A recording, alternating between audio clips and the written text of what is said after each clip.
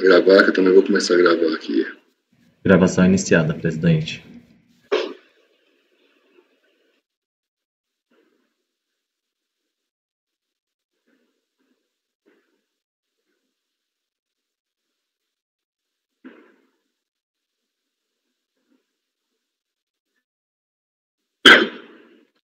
Voltamos no intervalo, são 16h22 da tarde desse dia 11/8/2020.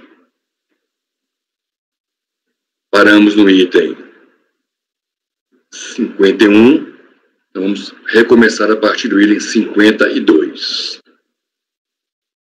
Recorrente, Tangará, importadora, exportadora, recorrida Fazenda, retirado de pauta por solicitação do patrono. Item 53, recorrentes, RS Engenharia e Empreendimentos Imobiliários e Fazenda Nacional, 2 recursos. Está na pasta. Trata-se de recursos especiais interpostos tempestivamente pela Fazenda e pelo contribuinte. Contra Acórdão 2001-8179, de 7/5/2008. Então, 12 anos depois, estamos aqui julgando esse recurso. Proferido pela primeira Câmara do antigo segundo Conselho de Contribuintes. O colegiado da Câmara Baixa rejeitou, em preliminar, pelo voto de qualidade, a nulidade do lançamento em razão do MPF. E no mérito, por maioria de votos, deu provimento parcial ao recurso voluntário para excluir do lançamento o período de apuração referente ao mês de julho de 98. Está aí a emenda. Intimaram do acordo, a Fazenda Nacional interpôs embargo de declaração, alegando omissão pelo fato de a decisão ter determinado a exclusão do período de apuração de julho de 95 do lançamento, sob fundamento que a receita era decorrente de dações e pagamentos, de ações de imóveis e pagamento. Contudo, tais receitas não só de dações e pagamentos, mas também de descontos obtidos na quitação de dívidas, sendo que houve análise e manifestação do colegiado sobre essas outras receitas. Os embargos foram analisados e rejeitados pelo então presidente da primeira Câmara. Inconformado com a rejeição, a Fazenda, com base no artigo 7º, inciso 1,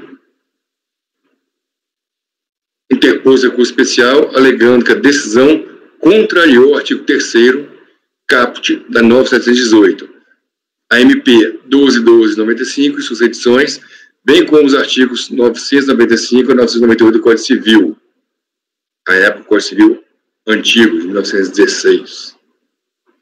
Por meio de espaço de admissibilidade, o presidente da terceira Câmara deu seguimento ao recurso da Fazenda. No recurso especial, a Fazenda alegou, em síntese, que da ação de imóveis do estoque da pessoa jurídica escriturado no seu ativo, que tem como atividade econômica, dentre outras, a incorporação, loteamento, administração, compra e venda de imóveis, constitui operação econômica equivalente a operações de venda de mercadorias, no caso, imóveis. Assim, tais opções caracterizam-se como venda de mercadorias na modalidade de comercialização, que constitui o principal objetivo social do contribuinte, configurado dessa forma faturamento, nos termos do artigo 3º da Lei 9.718, e, consequentemente, tal operação sujeita-se ao pagamento a COFINS, segundo os artigos 1º e 2º dessa mesma lei. Intimado do acórdão recorrido, do recurso especial da Fazenda e do despacho de admissibilidade, o contribuinte apresentou embargos, alegando contradição entre o conteúdo e a ementa, contra a inaplicabilidade da taxa Selic com juros moratórios. Os embargos foram analisados e rejeitados pelo presidente da segunda turma, da terceira Câmara, terceira sessão. O contribuinte interpôs então recurso especial, alegando divergência jurisprudencial quanto nulidade do procedimento administrativo fiscal em decorrência de irregularidades no MPF.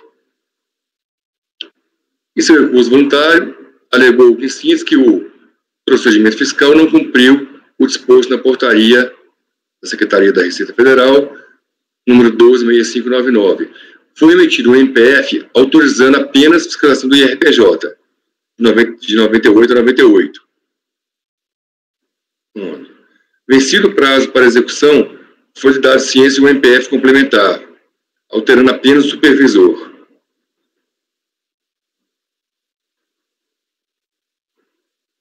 Perdão.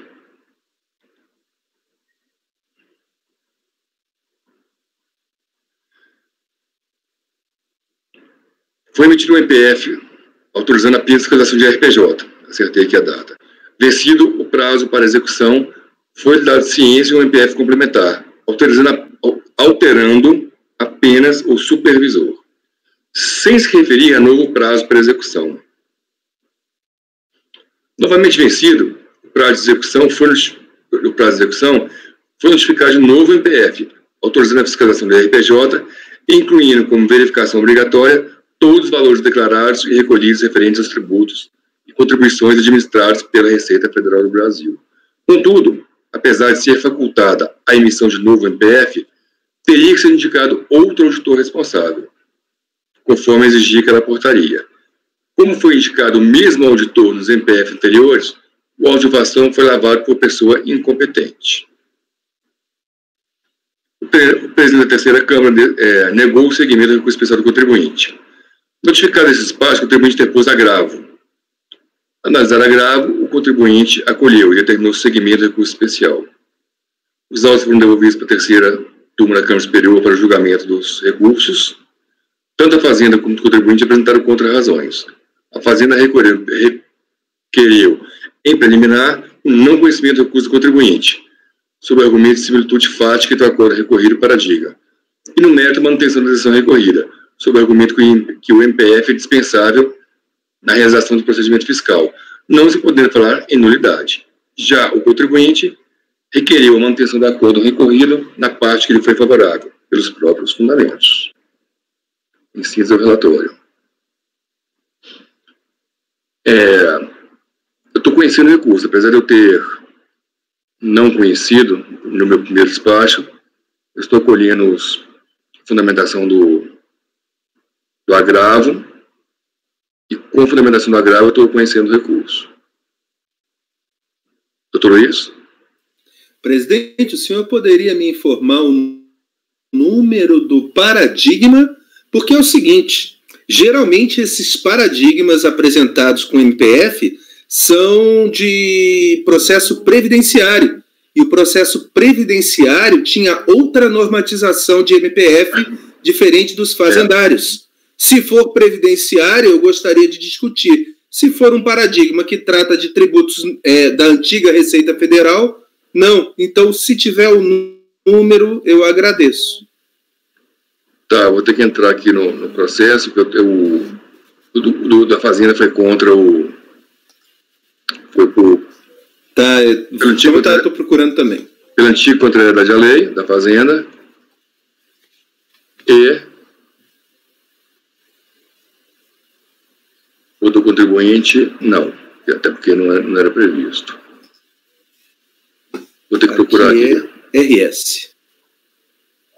Perfeito, estou procurando também. Fui eu mesmo que fiz despacho, vou procurar aqui. Pois é, o senhor não costuma errar. Não, de vez em quando eu mudo o quê? Eu só fiz um elogio, chefe. Se for previdenciário, inclusive, realmente, consulta.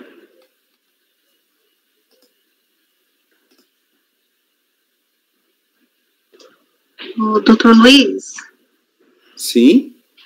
Depois o senhor pode me explicar qual que é a diferença? Não, a diferença é a seguinte, o MPF, ele tinha um decreto para a Receita Federal, baseado na lei, e a lei era a mesma lei, era um decreto só que dizia respeito a 9.430, que falava de acesso a depósito bancário. E aí era um único decreto tratando do MPF, que é mandado de procedimento fiscal, e do RMF, que é a requisição de movimentação financeira. Então isso era para a Receita. Naquele tempo, lembrem-se que eu estou falando de 2001, não existia a Receita de 2007, que é a Receita Federal do Brasil. Existia, sim, o INSS, que lá por 2004 se torna Receita Previdenciária. Existia um outro decreto tratando da legislação do outro órgão. E Pode falar. Decreto da Previdenciária tinha uma expressão, uma colocação expressa de nulidade da ação fiscal não coberta pelo MPF. Então, no antigo Conselho da Previdência Social, era julgada a nulidade. Quando nós temos, em 2007, a União, aí nós temos duas legislações diferentes com duas decisões diferentes dentro do CARF. Não dá para ter divergência aí, porque a legislação é outra. Entendi, doutor Luiz. Obrigada, viu? Luiz, De nada. o número é o 2... Cadê ele aqui? O 101-94.116. Eu já abri ele. 101. E é de RPJ. Já abriu? É. Abri RPJ. Então, vocês me desculpem, eu tomei o tempo de vocês. É IRPJ, eu acompanho com isso. Perfeito. Que estranho. Eu não sabia que existia. Eu vou querer entrar sim, por favor. A emenda dele diz o seguinte: normas processuais, nulidade. Afora as hipóteses de expressa dispensa do MPF, é inválido o lançamento de crédito tributário formalizado por agente do fisco relativo a tributo não indicado no MPF-F, bem assim cujas irregularidades apuradas não repousam nos mesmos elementos de prova que serviram de base ao lançamento de tributo expressamente indicado no mandado. Recurso de ofício que se nega ao provimento. Não, eu concordo. Concordo com o teu voto, presidente. É para conhecer. Eu não sabia que existia esse paradigma. 101? 94. Perdão, pode dizer de novo? 101, 94? 101-94.116. 16, obrigado. A minha fundamentação à época foi a seguinte: o acordo indicado como paradigma, a seu turno, negou o provimento ao recurso de ofício, por julgar correta a anulação do procedimento por vício formal. Em caso concreto, que o agente do fisco, ao formalizar a exigência, não encontrava habilitado para o exercício da competência relativa à IRPJ. Eis que é cobertado pelo MPF-F, que apenas autorizava fiscalizar o IPI. Tendo constatado irregularidades relativas à IRPJ, com base em elementos de prova diversos que poderiam ensejar a exigência do IPI, deveria o auditor responsável ter solicitado a emissão do MPF complementar. Não foi feito. Só tem a diferença que o paradigma, o tributo lançado não estava no MPF. Me parece que no recorrido, ele reclama que como o MPF havia sido vencido, não podia ser validade só, é período de validade. O mesmo auditor fiscal, tinha que ter sido feito para outro. Aparentemente é essa a questão do recorrido. Basicamente isso aqui é. Tem a diferença, não sei se... A situação fática não é diferente?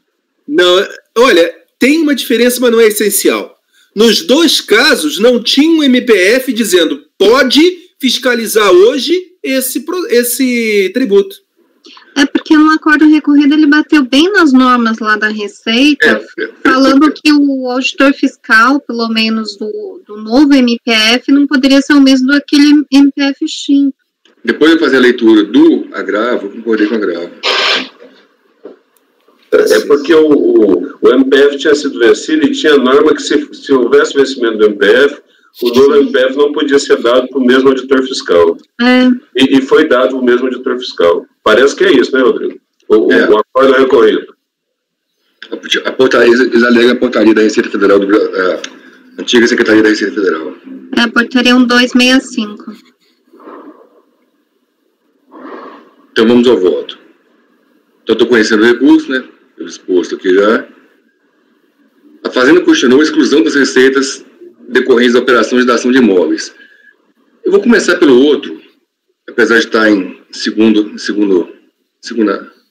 na segunda parte do voto, porque ele é prejudicial. Então, se o MPF, se o lançamento for considerado nulo, aí não cabe eu entrar aqui na matéria. Então, eu vou começar pela segunda parte do voto.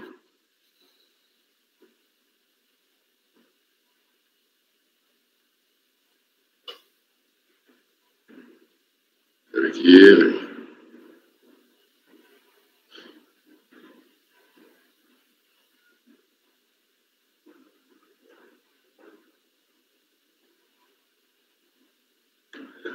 Quanto ao recurso especial do contribuinte, está lá na página 5.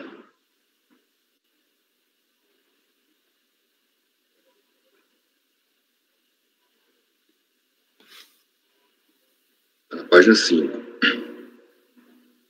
Realmente, pela lógica, deveria estar primeiramente analisado esse recurso. Né?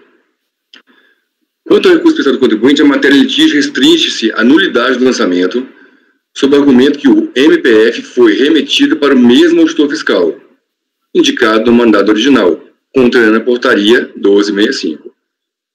O auto de infração somente seria nulo se tivesse sido lavado por pessoa incompetente ou sem fundamentação legal, conforme dispõe o decreto 7235. Aí eu coloco lá, artigo 59, são nulos os atos termos lavrados por pessoa incompetente. Artigo 60.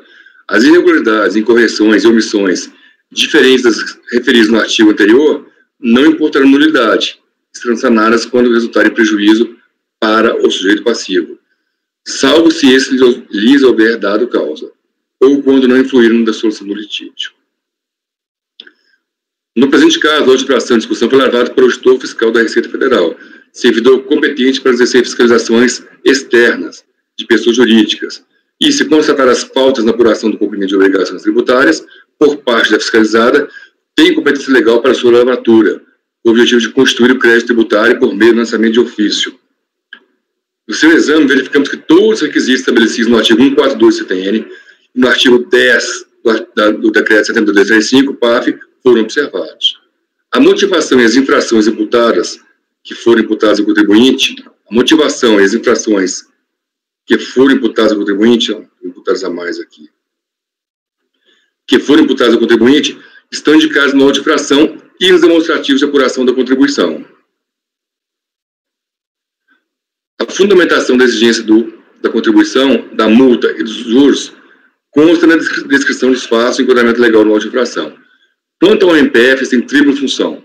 Materializa a decisão da administração, trazendo implícita a fundamentação requerida para a execução do trabalho da auditoria fiscal. B. Atende ao princípio constitucional da cientificação e define o escopo da fiscalização. E C. Reverencia o princípio da pessoalidade. No presente caso, o lançamento foi efetuado com base nas verificações da documentação fiscal e contábil do contribuinte, o que, por si só, dispensaria a emissão do respectivo MPF.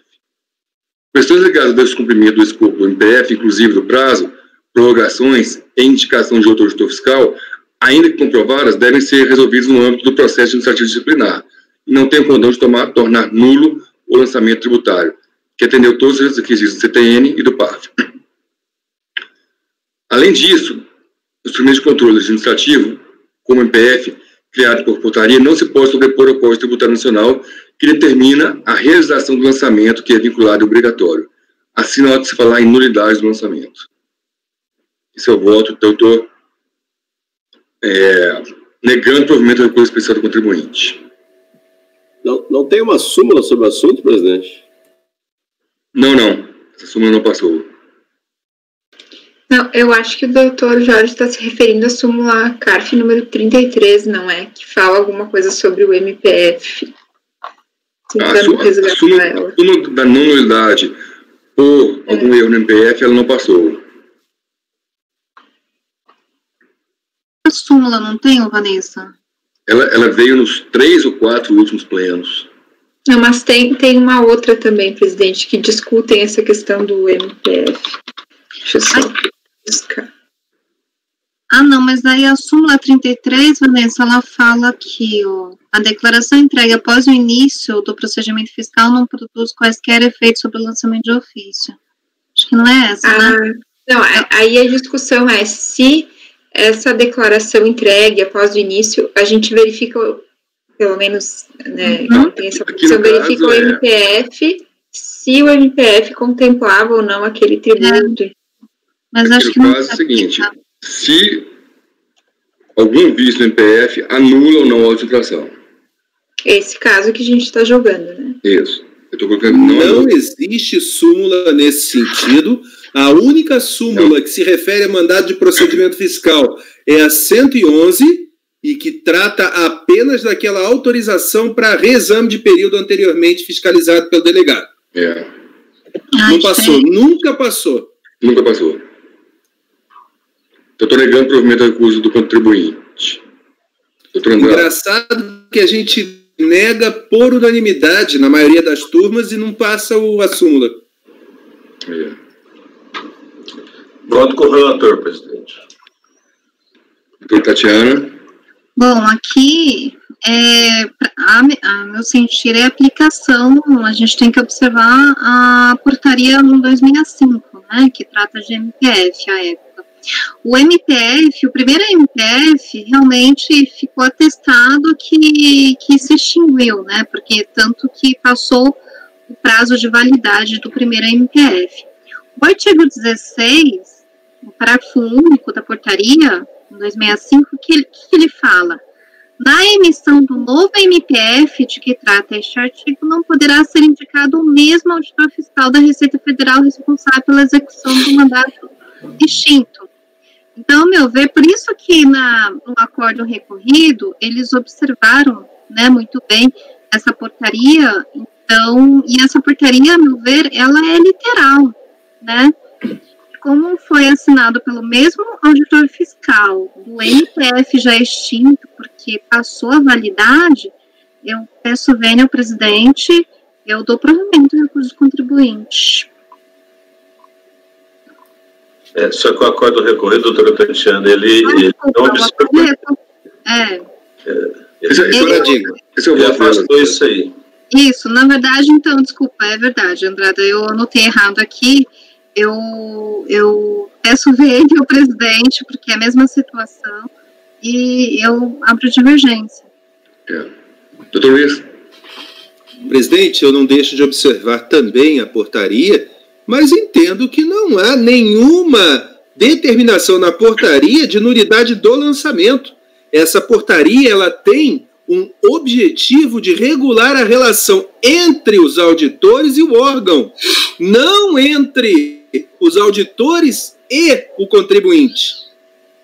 É uma coisa interna, não tem determinação de nulidade, ao contrário do que existia expressamente, no meu entender até tem discussão de legalidade, mas estava expresso e nós éramos vinculados, no caso da portaria da Previdência. Aqui é uma questão administrativa. A sanção tem que ser administrativa e não uma sanção em prejuízo do Estado. É um crédito tributário, é bem indisponível, portanto, a gente não deve abrir mão dele por uma questão administrativa. Ele é auditor, ele é para o contribuinte, ele é autoridade, que é isso que a lei diz. Dentro do órgão, ele responde hierarquicamente, só isso. Então, é uma questão de discutir a consequência jurídica desse fato. E eu acompanho o relator.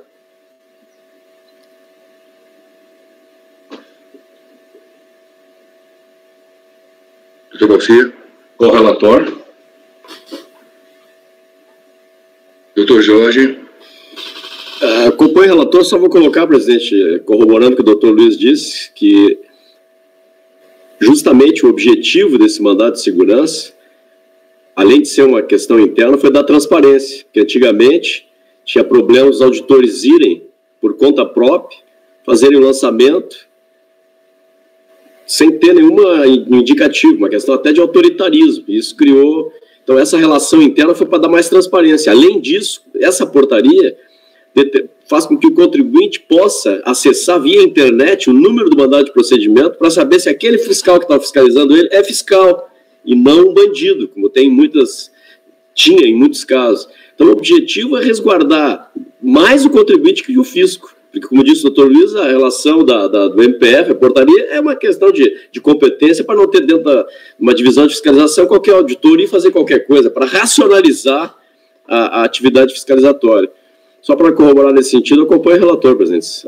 Lhe acompanho, presidente, sem dúvida. Doutora Érica. Nesse caso aqui, eu também vou te acompanhar, vou acompanhar o relator, Rodrigo.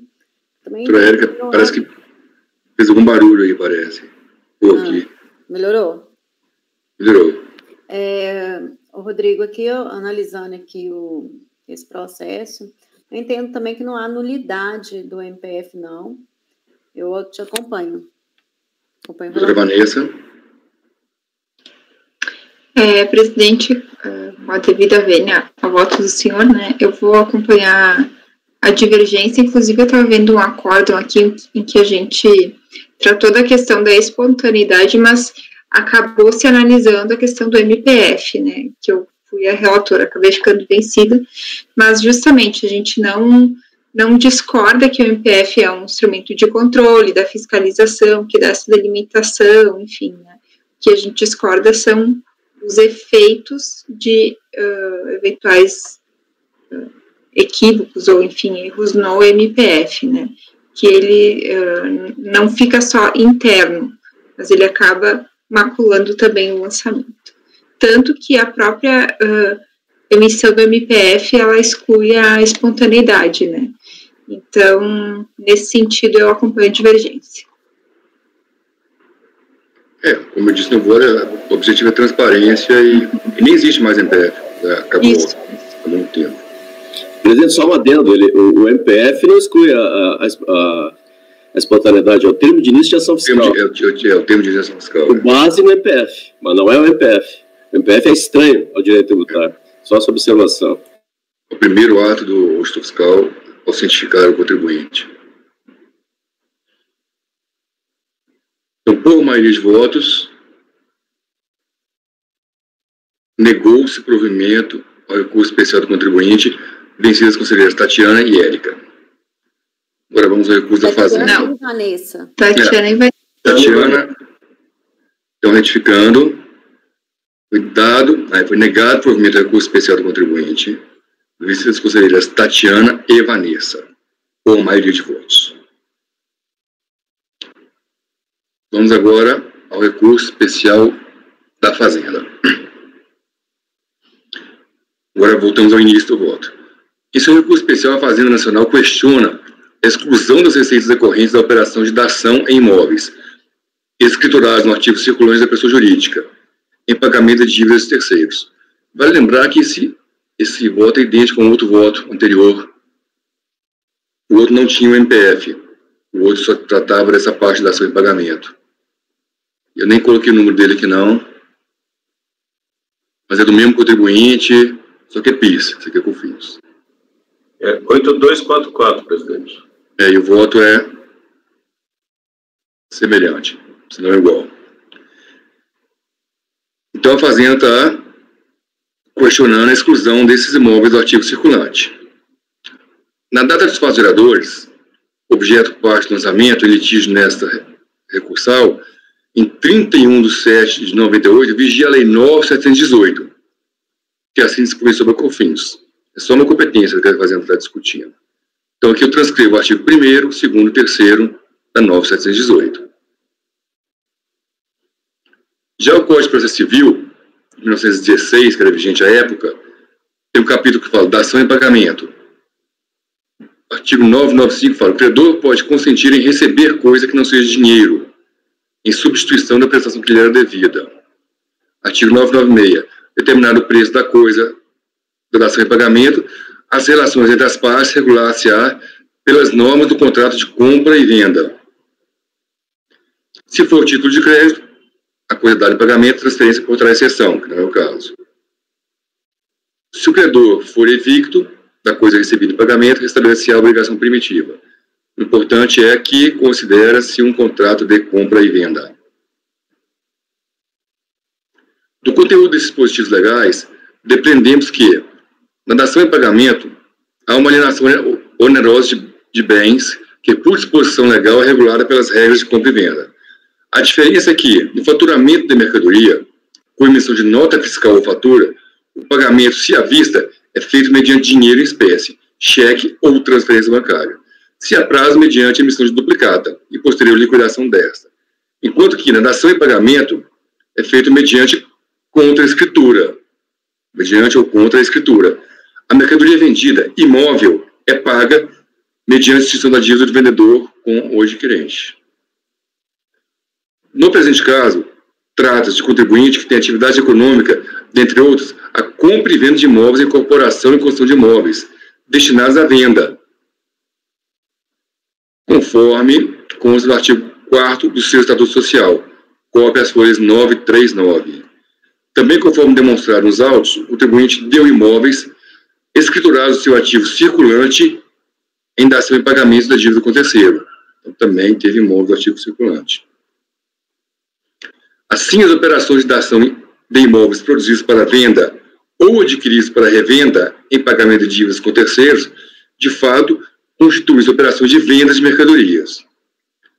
Como o contribuinte tem como atividade econômica a compra, venda de imóveis, incorporação e construção de imóveis destinados à venda, em ambos os casos, houve uma operação comercial decorrente do desenvolvimento de sua atividade econômica. Se o imóvel dado em pagamento foi de sua produção, houve uma operação de venda. Se o imóvel foi adquirido para venda, houve uma operação de revenda.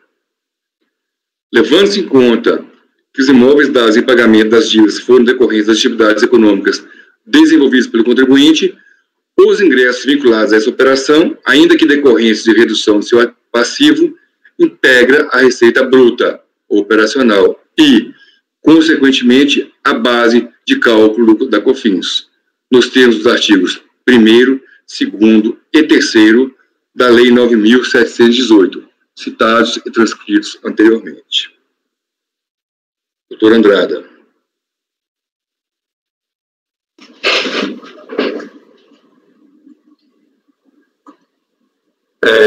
Presidente, em síntese, ele vendeu mercadorias, caso imóveis, para o seu credor, né? Os imóveis eram objetos de sua venda e estavam no ativo circulante. Eu li aqui o acordo recorrido do ex-conselheiro Maurício Taveira e eu acho que ele se equivocou, porque ele usou como razão de votar o voto da conselheira, atual presidente, Adriana Gomes Rego. O problema é que no voto dela, eu li aqui, o voto dela, certo ou errado, eu não estou fazendo juízo, a situação dele era diferente. O imóvel dado em pagamento no voto dela era do ativo permanente. Ele utilizou isso como razão de decidir, são situações diferentes. Então, acompanhe o relator, presidente. Doutor Luiz, doutora Tatiana. Presidente, como o senhor bem colocou, a gente já votou essa matéria do mesmo contribuinte, né?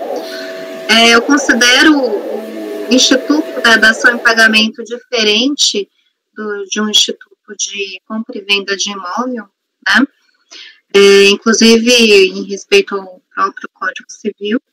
Então, eu considero que a dação em pagamento de imóvel para quitar dívidas realmente não constitui faturamento, é uma mera mutação e é para extinguir aquela dívida, né, independentemente do valor dos imóveis, porque houve aceitação do negócio. Então, nessa linha, eu entendo que a dação em pagamento não integraria a base de cálculo, né, do PIS e COFINS, né. Então, eu peço vênia para concordar com o acordo recorrido. Esse voto anterior, realmente, a senhora, doutora Érica, doutora Vanessa, doutora Messias. Ele é recente.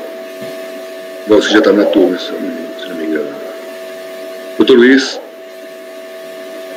Presidente, bem colocado pelo doutor Andrada a diferença da situação colocada pela presidente doutora Adriana. O que ela diz é que se eu estou dando em pagamento um bem do imobilizado, isso não entra na base de cálculo do PIS da COFINS, porque a alienação do imobilizado nunca entrou. Esse é o motivo. Não é porque não houve uma venda. Minha interpretação, com todas as vênias, eu entendi a colocação da doutora Adriana, é um pouquinho diferente da natureza da dação em pagamento. A dação em pagamento é uma operação complexa que tem uma entrega de algo e uma quitação de uma dívida. Essa entrega de algo é que eu tenho que qualificar. Isso é importantíssimo ver. Se você voltar ao antigo Código Comercial, vetusto Código Comercial, ele tinha uma definição muito interessante de um instituto correlato com esse que estamos discutindo da dação em pagamento, que é da permuta. e ele dizia que é 2 vendas recíprocas. O que se está dizendo com isso é que essas figuras são figuras complexas. E se você esmiuça nos seus elementos, você vê aqui a entrega de algo que é uma mercadoria de venda e a quitação de uma dívida. Não consigo retirar isso da base de cálculo, considerando o regime de competência. Impossível. É como o voto acompanha o presidente. Doutor Balcer?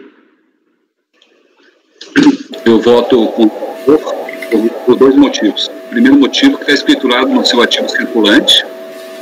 E o segundo motivo, na dação de pagamento, é o mesmo raciocínio que eu aplico na questão da compensação como pagamento, que são formas de extinção do crédito tributário. É outra discussão, não é o debate aqui, mas é o mesmo raciocínio que eu faço lá, na questão da compensação, pagamento para extinção do crédito tributário, o mesmo que eu faço aqui também, na questão de dação em pagamento. E o outro motivo, o primeiro motivo que eu falei, é que está no circulante, com o relator. Doutor Jorge? O relator, presidente. Doutora Érica? Vou acompanhar a divergência, né, da doutora Tatiana. Doutora Vanessa? Presidente, eu na outra ocasião acompanhei a divergência para reconhecer que a dação em pagamento não se constituiria, né, em receita das contribuições, né, da COFINS. Mas, recentemente, estudando mais o assunto, e eu vi algumas soluções de consulta da própria Receita Federal que consideram, principalmente aqui, a gente está diante de uma empresa que provavelmente realiza essas atividades de incorporação e venda de imóveis, né? Então, soluções de consulta da Receita que trazem argumentos bem, assim, contundentes nesse sentido de que tem que ser tributado, né? Uma delas é a solução de consulta COSIT 411 de 2017, né, que fala que o bem imóvel recebido em dação em pagamento na venda de unidades imobiliárias componentes da corporação, né, deve ser incluído na tributação. Então, eu vou acompanhar o relator, presidente. Também acompanho o relator. Então, por maioria de votos, negou-se provimento, deu-se provimento ao recurso interposto pela Fazenda, vencidas as conselheiras Tatiana e Érica. Então, o resultado final ficou: recurso especial da Fazenda, dado provimento por maioria de votos, vencidas as conselheiras Tatiana e Érica. Recurso especial do contribuinte, negado provimento por maioria, vencidas as conselheiras Tatiana e Vanessa. Item 54, recorrente Fazenda, recorrida Bergitex Indústria Têxtil, doutor Balcer.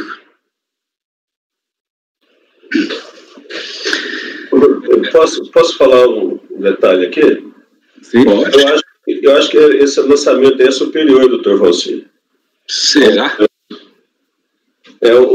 Assim, não está o sistema de processo errou. Está errado a informação do sistema de processo. O lançamento é de 2.055.000. Deixa eu verificar. Podemos conferir isso aí. Podemos conferir. O valor originário lançado é 44.000 aqui. Então, desculpe. Então, vamos dar uma olhada novamente. Na verdade, a primeira folha do processo. Beijo. A primeira folha do processo vai ter isso aí.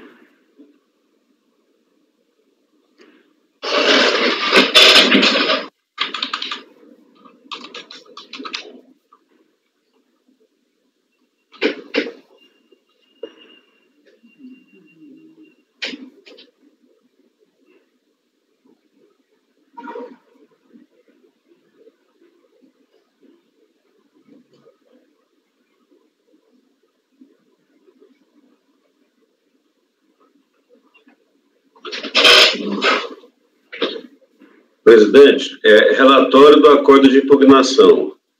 lavrou-se contra o contribuinte auto de infração relativa a COFINS, totalizando crédito tributário de 2.055.000.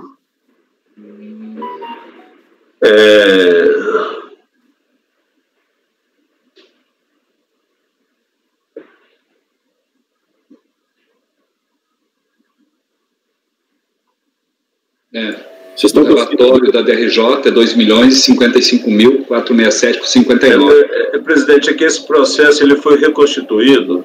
Foi.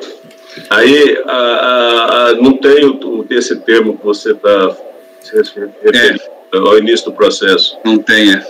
É um processo reconstituído. Exatamente. E na decisão da DRJ, de fato, é 2.055.000.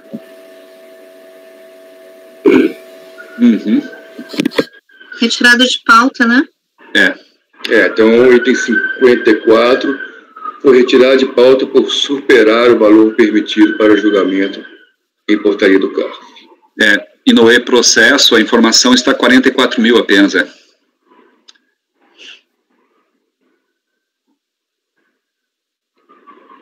Item 55, recorrente Bandeirante Assistência em Transportes. Recorrida Fazenda, retirada de pauta por solicitação da PGFN. Doutora Érica, recorrente Fazenda, interessado ou recorrida, Universidade Católica de Pernambuco. Com a palavra, relatora.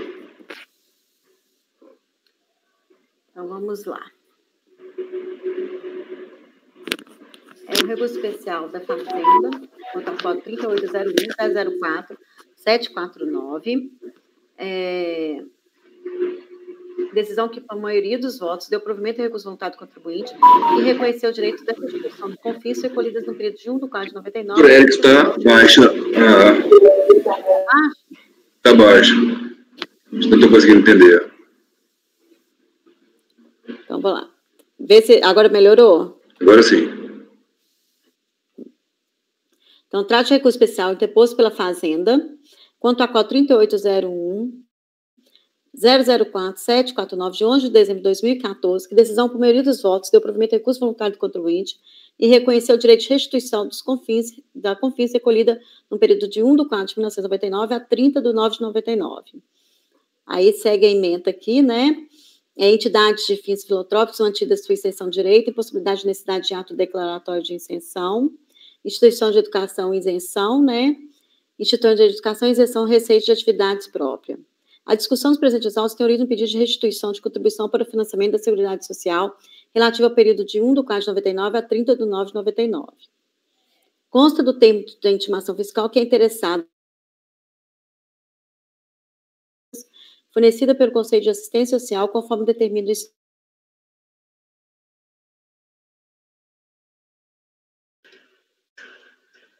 A Érica congelou?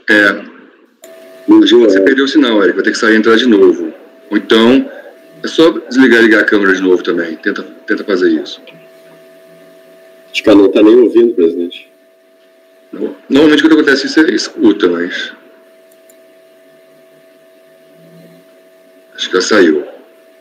Vamos aguardá-la.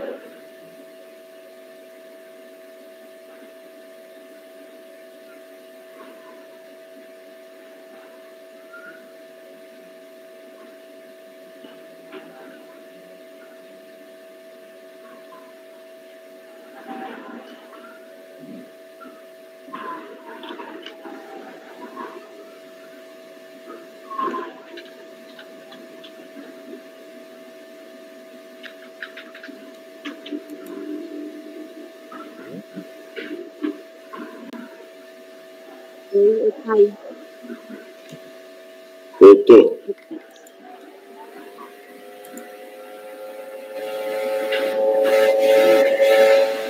Continuando aqui, né?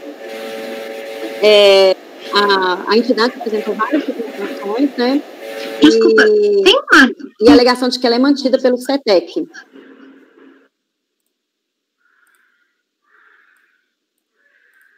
Oi, Tatiana.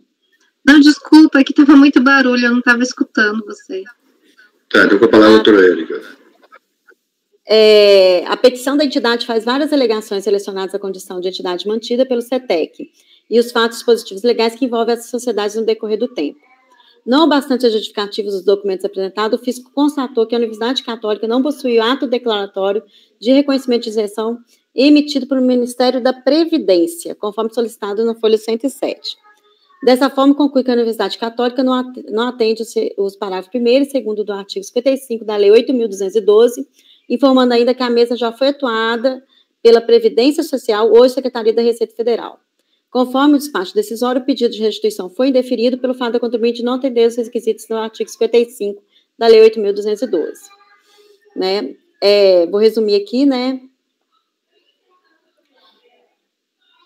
Aí a Fazenda, né, Nacional interpôs recurso especial em face ao cota recorrido, que deu provimento ao recurso voluntário do contribuinte, sob argumento de haver divergência na jurisprudência administrativa, na medida que firmaram o entendimento no sentido que a fruição da imunidade constitucional fixado no artigo 7, artigo 195 da Constituição Federal, por instituições de educação, independeria do cumprimento do requisito fixado no artigo 55.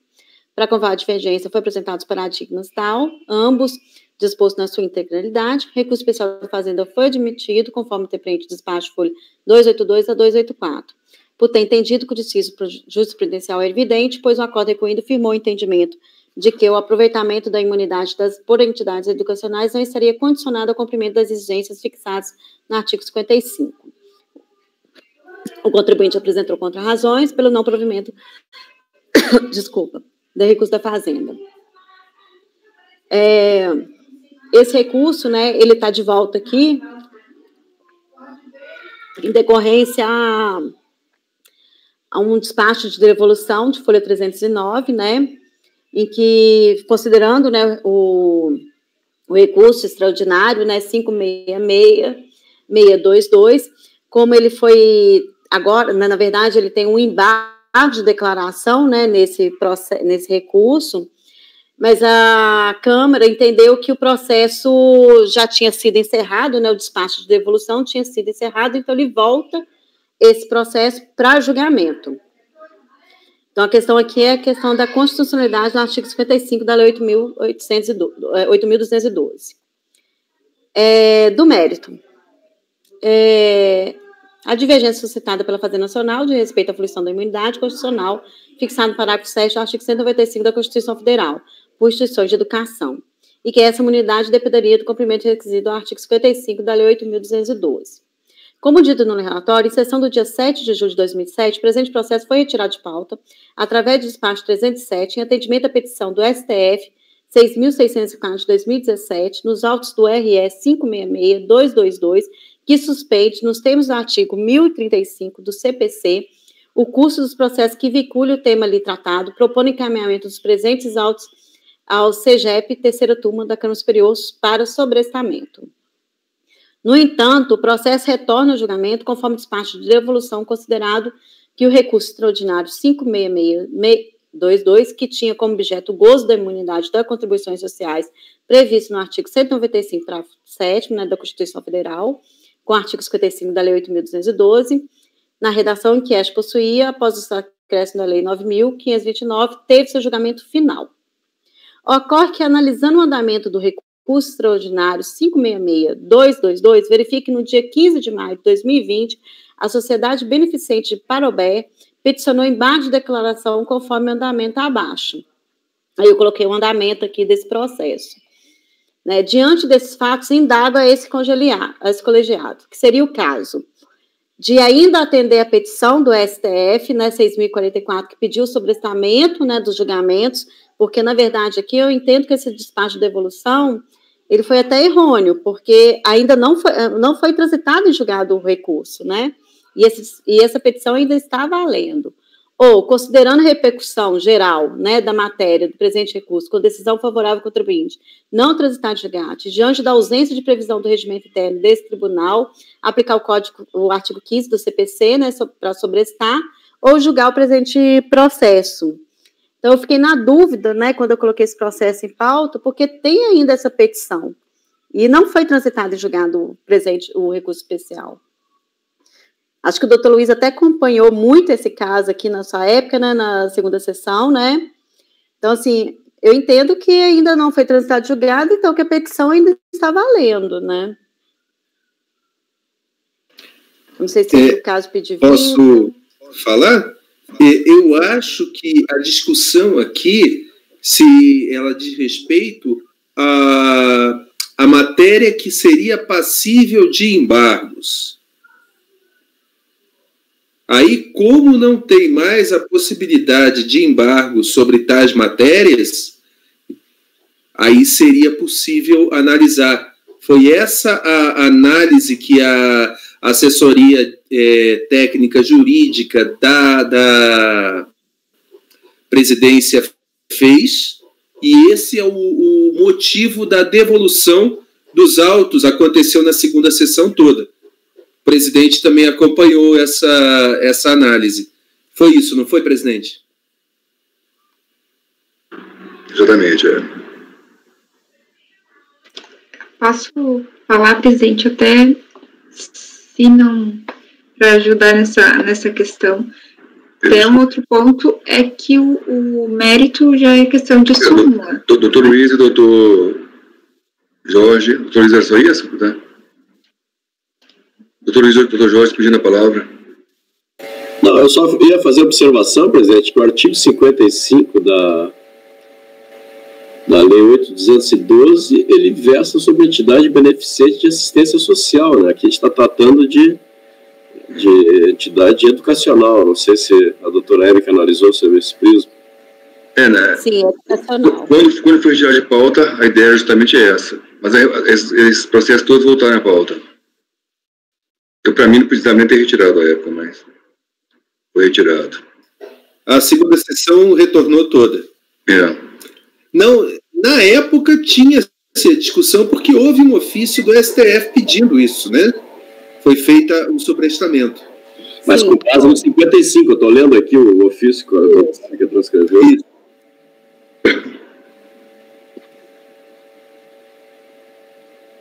Tanto é que uma outra dúvida a gente tem julgado esses processos. É se aplicar a súmula, né? Aí nesse caso aqui, por ser educacional, né, educação, estudo de educação, eu acho que aqui no caso também aplicaria a súmula 107 do CARF, não? Eu entendo que sim. Eu acho que é um pouquinho diferente da discussão que tem no STF, que é a entidade de assistência de beneficente de assistência social, né? E aí ele trata realmente até dos SEBAS e das contrapartidas lá da lei 812. É um pouquinho diferente, viu, Érica? Isso aqui para mim é súmula. É por isso que eu coloquei embaixo aqui, que eu acho que eu consideraria isso aqui mais uma súmula do que discussão do artigo 55, né? Isso. Por isso que eu coloquei lá embaixo a súmula e coloquei em amarelo todo o texto que eu já estava, né, que eu já tinha feito, que eu fiquei nessa dúvida aqui. Eu proponho a gente votar. Vamos votar. Não, porque a proposta da doutora Érica é não votar. Além de não ser a mesma matéria, esse ofício está superado. Como? A assessoria jurídica aqui da presidência, aqui do CARF, já comunicou a todos que esses processos podem ser retornados, que aquele ofício do STF está sem efeito atualmente. Então, beleza. Então eu tiro isso tudo aqui, então a gente pode julgar. Já vou direto para o mérito. Esse ofício não tem mais efeito. Tá bom. Então, eu tiro isso tudo aqui. E tiro toda essa parte aí do que não pode votar. Do que eu dado aqui aí, no caso aqui, o mérito, então, como é uma entidade de educação, entendo que aqui deve ser aplicada a súmula 107. Deixa eu tirar aqui, né? A súmula 107 do CARF, que trata da receita de atividade própria, objeto da isenção do CONFINS, prevista na artigo 14, né, alcança as receitas obtidas pela contraprestação de serviços educacionais prestados pelas entidades de educação sem fins lucrativos. Deixa eu ver aqui.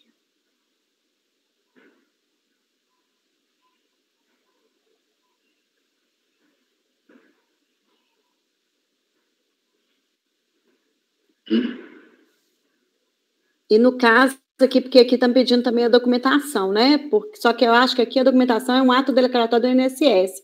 Eu acho que aqui não é obrigatória a apresentação desse ato declaratório do INSS também, porque é uma entidade de educação.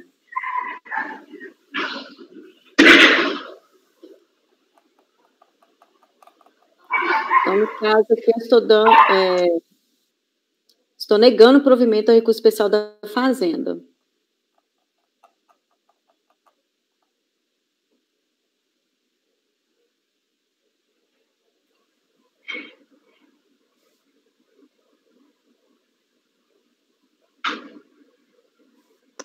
Rodrigo, você está sem som, desculpa, presidente.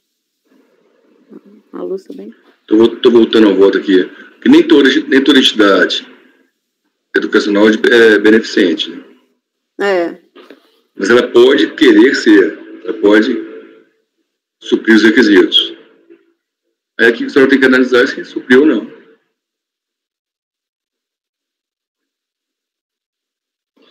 Presidente, o pedido de restituição foi efetuado, ela nunca se posicionou como beneficiante de assistência social.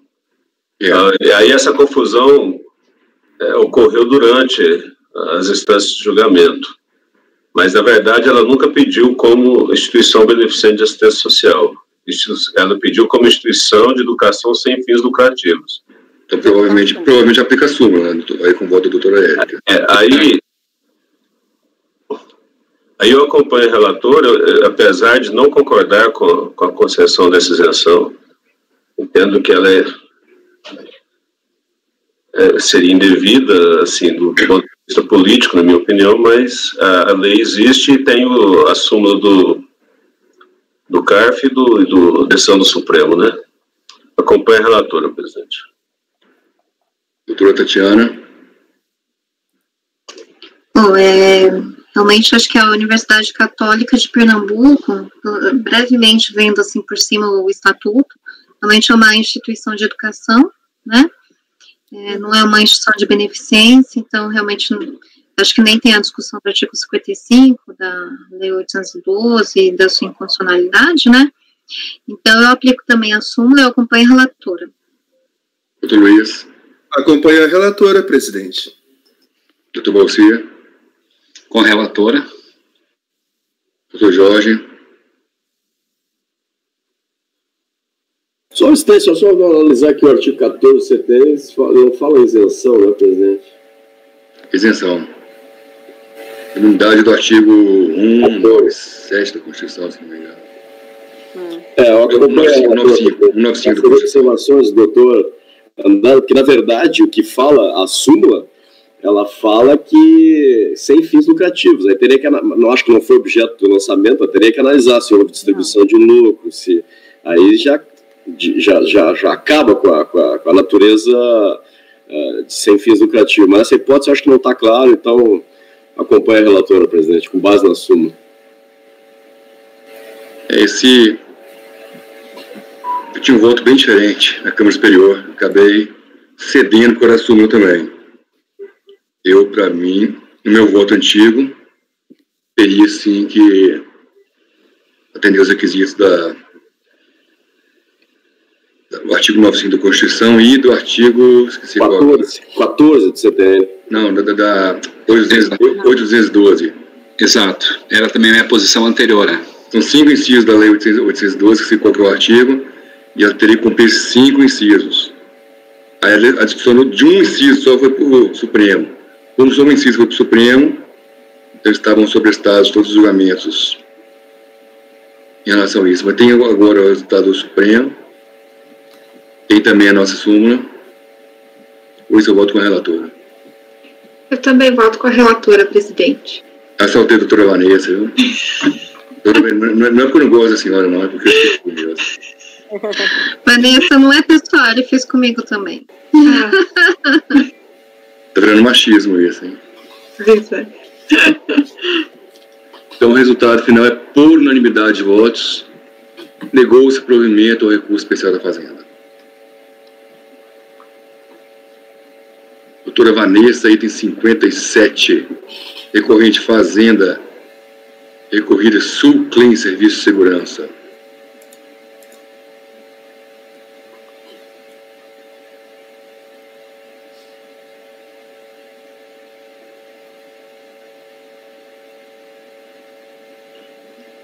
Acho que esse já está na pasta, né? Tá, já abri aqui. Está na pasta.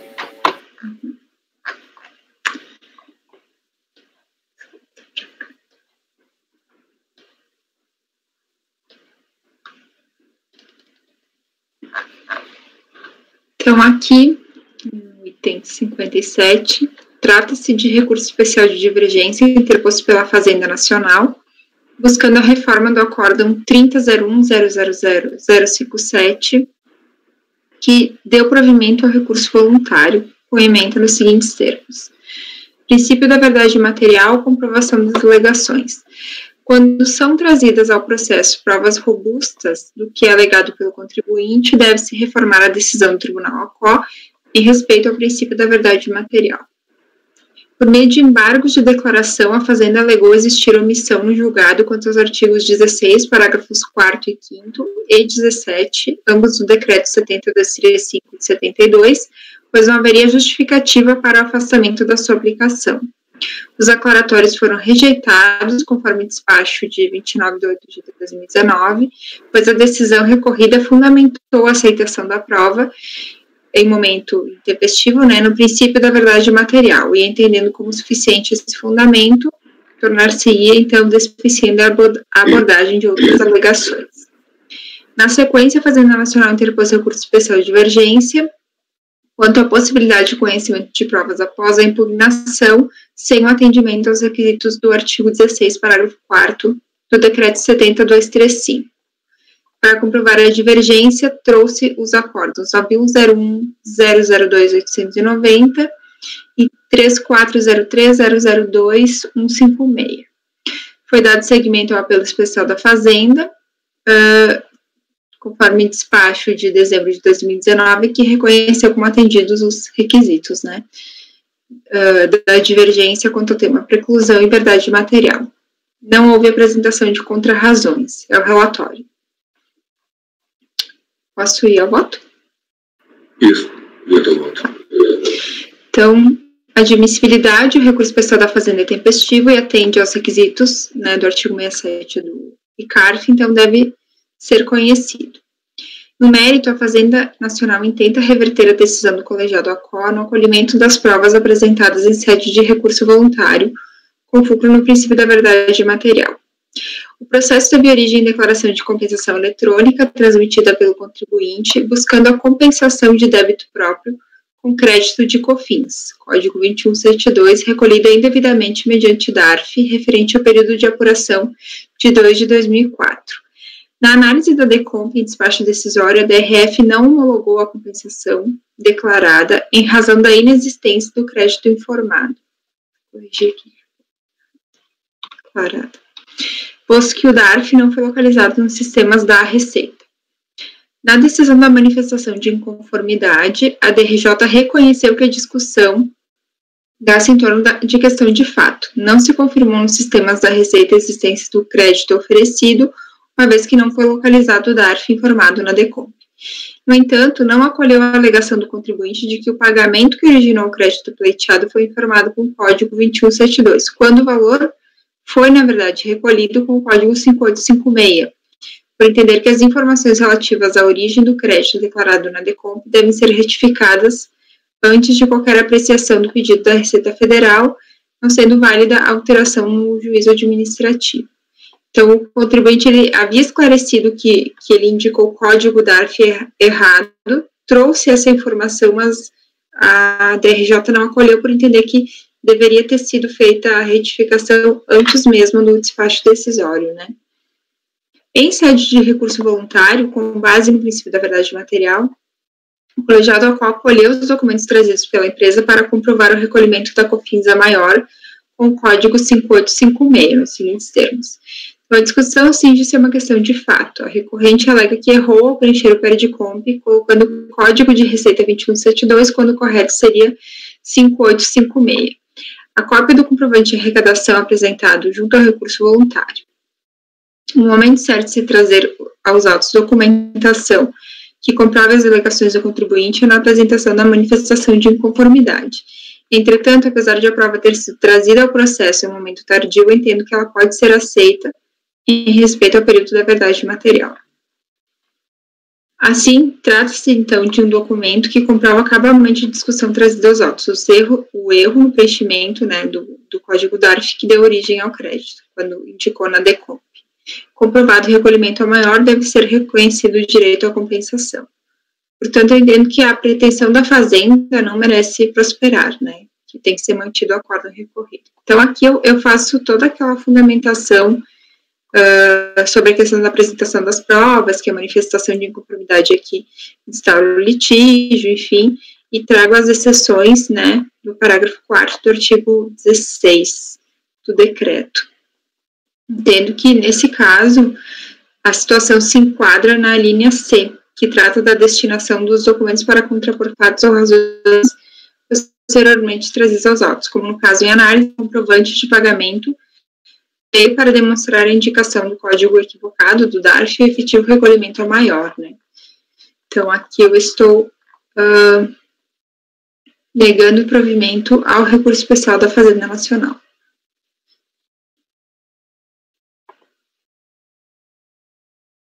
Doutor Andrada. Doutora Vanessa, eu confesso que eu não sei o que fazer com esse processo, ele é muito estranho. A questão é a seguinte: o recurso da Fazenda foi para dizer que houve preclusão, que a prova deveria ter sido apresentada em primeira instância. A prova, no caso, aceita pelo acordo recorrido, foi um DARF. Ocorre que esse DARF foi apresentado na manifestação de conformidade. Esse DARF não foi... A questão do acordo do DRJ não negou o provimento à manifestação de conformidade por falta de apresentação do DARF.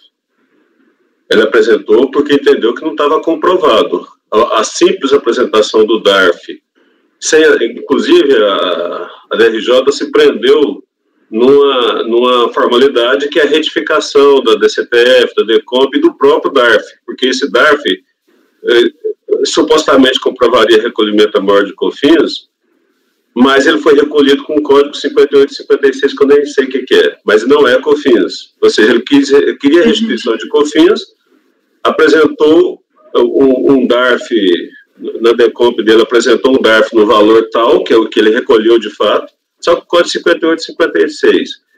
E nesse processo aqui, houve uma intimação prévia antes do despacho decisório, falando, olha, apresente o DARF não foi localizado, apresente o DARF, ou, caso tenha sido retificado e recolhido do código, retifica o DARF. Caso tenha ele, apresente para a Receita. Ele não providenciou nada, foi feito o despacho decisório negando a homologação da compensação. Daí, na manifestação de conformidade, ele apresentou o DARF, sem a retificação. E a DRJ considerou que era essencial, além da retificação, né, que ele não tinha efetuado, a comprovação do indébito, né, porque não tinha, no real, de fato, não existia comprovação do indébito. Aí o acordo recorrido, ele foi feito em 2 parágrafos. O primeiro parágrafo, maior que o segundo, dizendo da competência da turma extraordinária, recebeu o recurso voluntário. E o segundo parágrafo falando que ele apresentou o DARF. Então, vou ler o segundo parágrafo.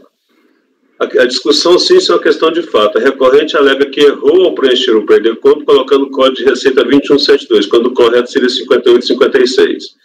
A cópia do comprovante de arrecadação apresentado junto ao recurso voluntário, e folha 44. O momento certo de trazer aos autos documentação que comprova as alegações do contribuinte é na apresentação da manifestação de conformidade. Entretanto, apesar de a prova ter sido trazida ao processo em um momento tardio, entendo que ela pode ser aceita em respeito ao princípio da verdade material. Aí a Fazenda entendeu que ele acatou a prova em um momento tardio e apresentou um recurso especial contra a preclusão. Eu acho que a gente vai ter que acabar negando o provimento ao recurso, porque esse não Eu não sei, realmente não sei o que fazer. O processo está errado. O processo está errado, mas o objeto do recurso também está errado. Eu fiquei em dúvida, eu confesso que eu fiquei em dúvida diante da situação inusitada, que o acordo recorrido entendeu que o DARF foi apresentado somente no recurso voluntário e que era suficiente.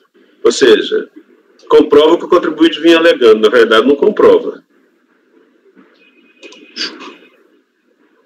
Mas como não se trata de preclusão, e o recurso é de preclusão, talvez seja o caminho negar provimento ao recurso especial, né? Doutor Luiz Eduardo, está pedindo a palavra. Doutor Andrada, a tua dúvida procede, típica de uma pessoa que prima pelo perfeccionismo e pela correção e clareza do pensamento, concordo com todas as colocações. Acontece que tem um detalhe importante que eu gostaria de trazer para o colegiado, que é a questão do embargo. Poderia ter sido embargada a decisão recorrida. A decisão recorrida disse o seguinte: estou aceitando a prova. Aí o outro está dizendo, não, tem que estar preclusa, não pode aceitar. E nós sabemos que pode aceitar quando é para contrapor. Então, eu acho que não causa problema lógico, nem causa problema nenhum de processo, a gente confirmar a nossa jurisprudência, que é pela aplicação da linha C do parágrafo 4º do artigo 16 do decreto 70235 de 72.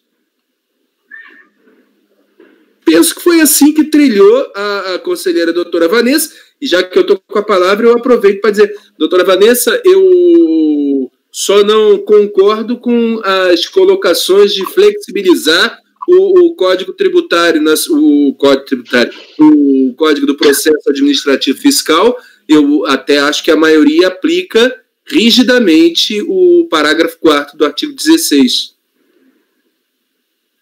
Mas essa é uma questão mais para frente, quando chegar a minha vez de votar.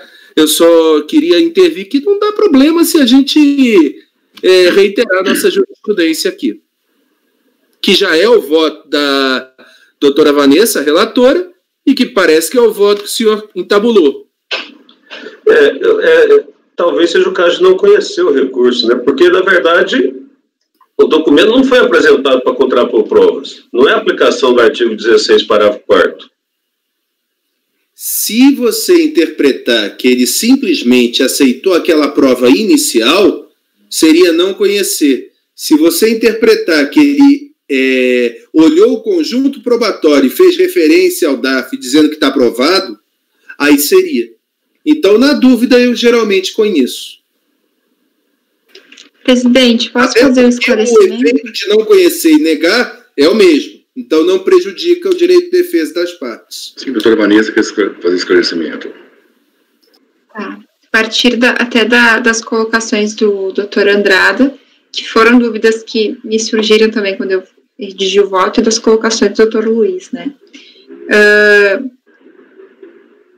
Eu não sei se ficou bem claro, na página 3 do meu voto, eu coloco um parágrafo que fala que a decisão da manifestação de inconformidade não foi que ela não aceitou essa prova, foi que ela diz assim, não, como não houve a retificação antes de qualquer manifestação da Receita, no caso por meio de despacho decisório, eu nem vou olhar esse argumento e nem essa prova que foi trazida, né, como não houve essa alteração, bem como o doutor Luiz colocou. E depois da decisão, aí veio a decisão do recurso voluntário e disse não, como o contribuinte está alegando que só informou errado o código do DARF, está mostrando aqui o DARF correto, e que tem esse recolhimento maior, pode ser acolhido, enfim, e ser reconhecida essa compensação. Depois dessa decisão do voluntário, a Fazenda embargou, dizendo que existia omissão por não ter enquadrado essa análise na flexibilização do artigo 16 do decreto 70/235. Esses aclaratórios foram rejeitados, por quê? Porque o despacho entendeu que se o julgador traz como fundamento o princípio da verdade material, ele não precisaria entrar em outros fundamentos, né, que não é a jurisprudência da nossa turma, né, assim, predominante. Então, Daí a Fazenda, então, interpôs o recurso por essa questão da preclusão, da verdade material. E o que eu faço no meu voto é justamente trazer o entendimento, como o Dr. Luiz colocou, que a gente já vem adotando, né? Quando esse documento, normalmente eu não aceito também esses documentos em recurso voluntário, a não ser que eles venham para contrapor algum fato novo, ou, como é o caso dos autos, demonstra, olha, o DARF era o código 2172, mas eu recolhi com outro DARF. Então, ele demonstra isso cabalmente, né? Então, eu entendo que essa prova poderia ser aceita. E a flexibilização aqui, doutor Luiz, eu até no meu voto vou procurar deixar mais claro, mas eu entendo da mesma forma que o senhor, que a flexibilização é só aquela que a gente tem no artigo 16, parágrafo 4º, tá? Nada além disso.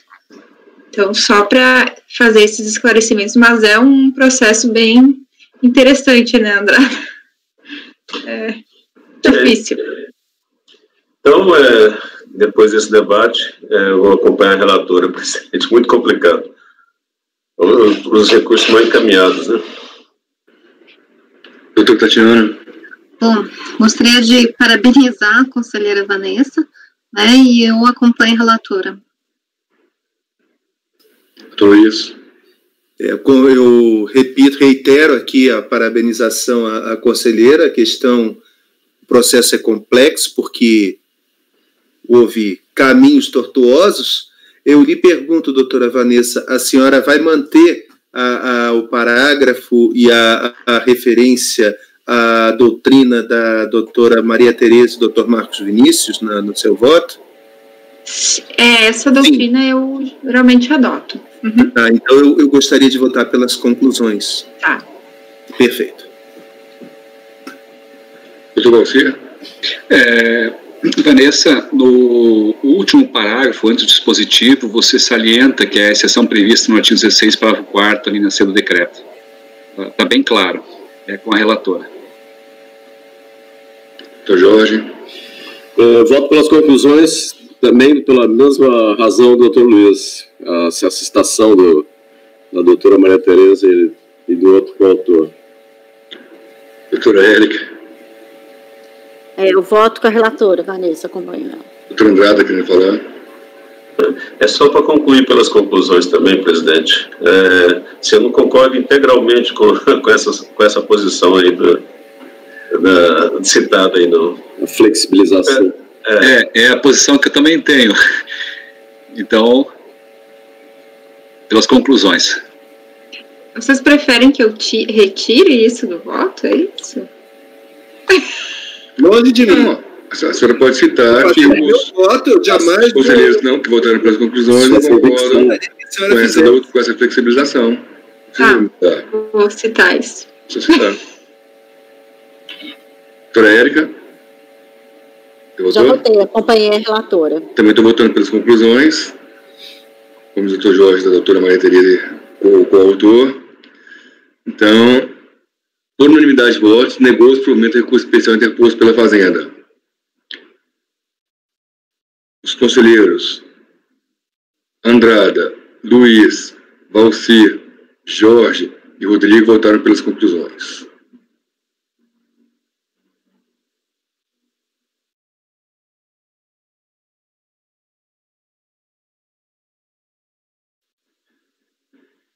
E tem 58 recorrentes Sul América Investimentos, recorrida à Fazenda, retirada de pauta por solicitação do patrono. Item 59 já foi votado. Item 60. Temos alguma coisa? Temos 3 processos. Item 60, recorrente. Da manhã e aqueles 15 minutos de retorno estão fazendo falta agora. E muita. Recorrente, Parco de Administração e Participações, interessado em Fazenda.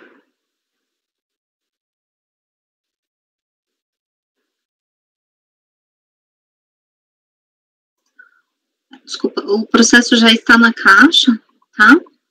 é um recurso especial do sujeito passivo, contra acórdão 3401-004-407, né, da primeira turma da quarta Câmara da terceira sessão, que negou o provimento ao recurso voluntário por unanimidade de votos. Teve embargos de declaração postos pelo sujeito passivo foram rejeitados. O recurso do sujeito passivo, ele traz que é incontestável que a DCTF é utilizada como instrumento de confissão de dívida. Se a hipótese dos autos de débitos informados da DCTF com saldo zero, e no mesmo documento fiscal a comprovação da quitação mediante compensação e existe confissão de dívida. Em despacho foi dado seguimento, né, a essa matéria, foram apresentados contrarrazões da Fazenda. Então, direto ao voto, eu não estou conhecendo o recurso especial, né? Eis que no presente caso, ainda que a discussão envolvendo o DCTF vinculada à compensação, sem saldo a recolher, dispensaria ou não o lançamento de ofício, esteja presente nos dois arestos, quais seja recorrido paradigma, é de se pontuar que não há, para mim, similitude fática entre os dois processos, tá?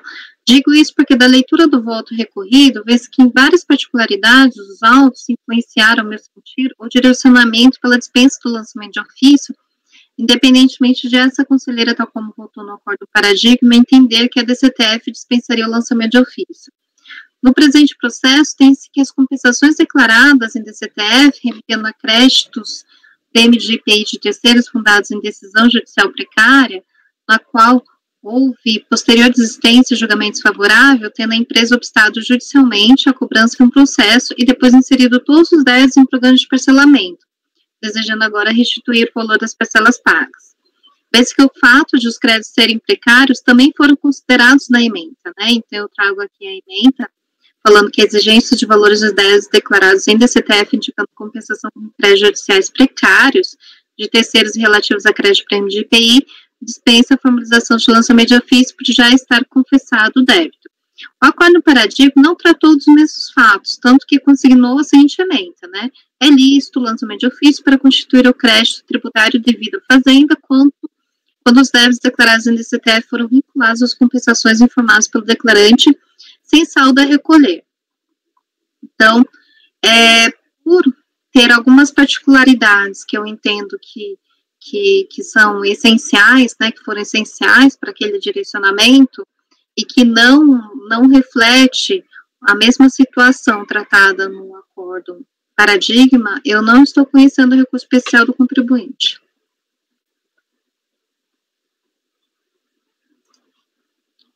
Presidente, o senhor acha melhor votar o conhecimento? Sim, do conhecimento. Se não for conhecido, acaba o processo. Doutor Andrada.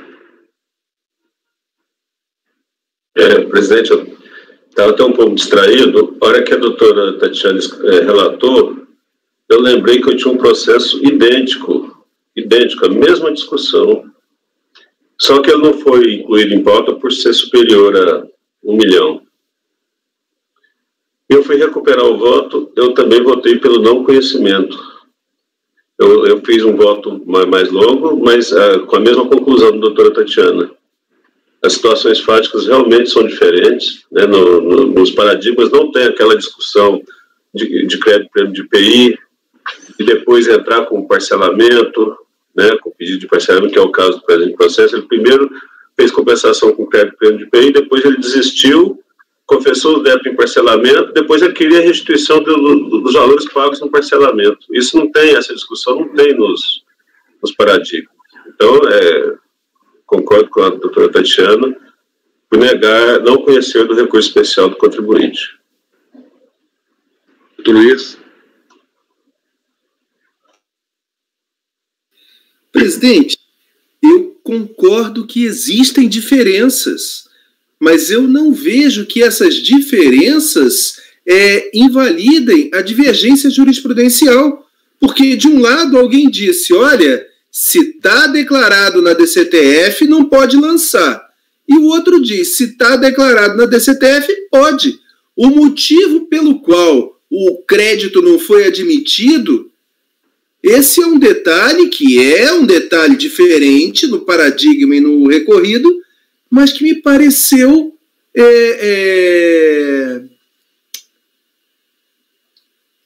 um detalhe acidental, não um detalhe essencial para verificar se há divergência. Então, pedindo vênia aos que me antecederam, eu vou abrir a divergência para conhecer, talvez fique vencido. Eu reconheço que existem diferenças, mas eu não vi essa diferença como aquela que impede aquele teste. Se eu pegar essa situação e levar para o outro colegiado, não teria como dizer se dá uma diferença de decisão. Até o colegiado poderia negar por outros motivos, mas ele ultrapassaria a primeira barreira. Então, eu tenho a convicção completa aí que vocês estão tendo, né? Mas eu acho importante colocar essa questão para o colegiado, porque não tem que ser exatamente o mesmo caso, tem que ser situações semelhantes. E minha linha de raciocínio é sempre pega a situação do recorrido, leva para o paradigma e veja se o colegiado, com os fundamentos do paradigma, iria ou não ter condição de dar uma decisão diferente da recorrida. Esse é o teste de aderência que eu entabulo quando faço. Me pareceu que sim, ou eu perdi alguma coisa, pergunta aos que me antecederam. Eu estou abrindo aqui a discussão, tá? Eu não estou falando com toda a convicção do mundo, mas essa é a minha linha de raciocínio e eu não consegui visualizar a diferença essencial. Pergunta a doutora Tatiana. Até porque foi o doutor Luiz que fez o despacho. Como o meu voto já estava pronto, e eu não quis revelar o recorrente, porque nós ainda vamos julgar, mas os paradigmas são os mesmos, a situação fática é a mesma. Então, eu coloquei meu voto aí na minha pasta, só que eu coloquei só uma declaração de voto desse processo aqui. Eu não cito o nome do outro recorrente. Mas a situação é idêntica. E aqui eu expliquei um pouco melhor a razão do não conhecimento, doutor Luiz. Se você quiser dar uma olhada. Doutor Balsi, então, como vota?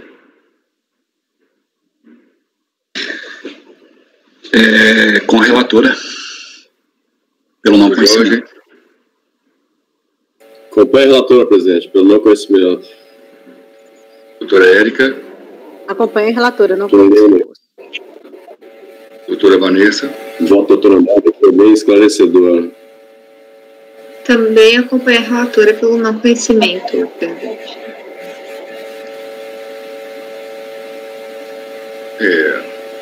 Presidente, antes de proclamar, eu estou lendo a declaração de voto do doutor Andrada com muita atenção. Só um minuto, por favor. E aí eu posso rever meu voto. Em ambos, doutor Andrada, o paradigma é esse 9303-3506, né? Obrigado. Eu não vi o outro, da doutora Tatiana.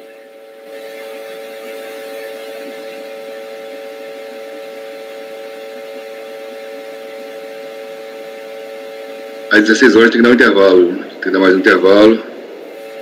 Às 18? 18 horas.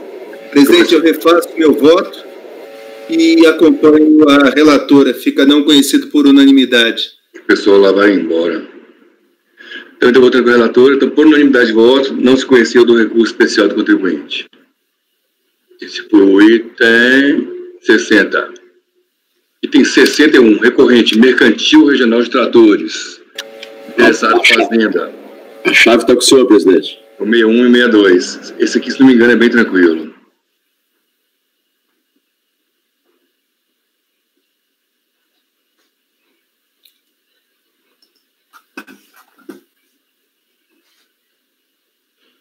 Esse aqui é aquele caso de pagamento desse tempo, pedindo denúncia espontânea, só que ele declarou. Tá? Direto ao voto. Recurso especial do está negando. Oi? Exato. A matéria de mérito restringe a aplicação do Instituto da Denúncia Espontânea na extinção de débitos tributários declarados nas respectivas do STF e compensados, mediante a transmissão de DECOMP, em data posterior aos respectivos vencimentos. O contribuinte não discordou do valor do indébito deferido e compensado pela autoridade administrativa.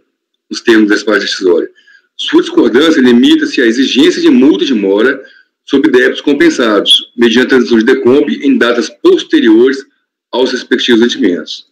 No presente caso, o contribuinte transmitiu em 11 de 8 de 2009 uma decomp inicial, número tal, compensando débitos de RPJ e contribuição social, ambos vencidos na data de 31 de 7 de 2009, com pagamento devido ao maior efetuado em 25 de 3 de 2009.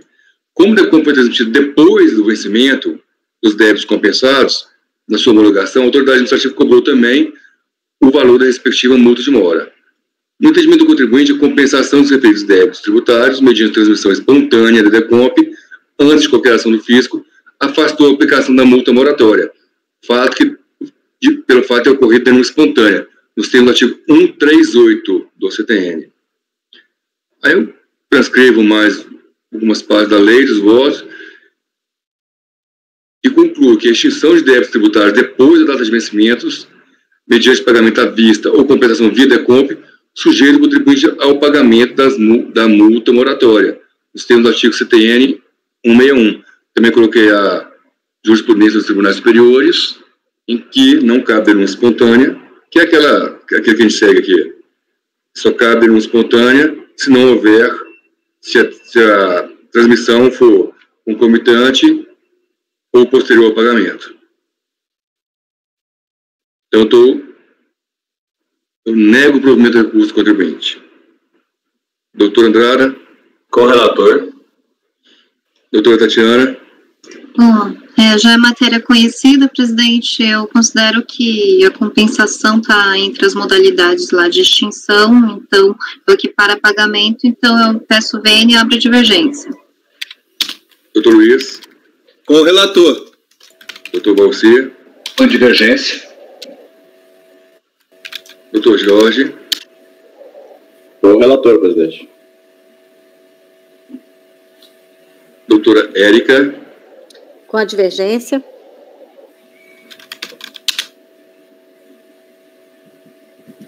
Doutora Vanessa. Acompanho a divergência.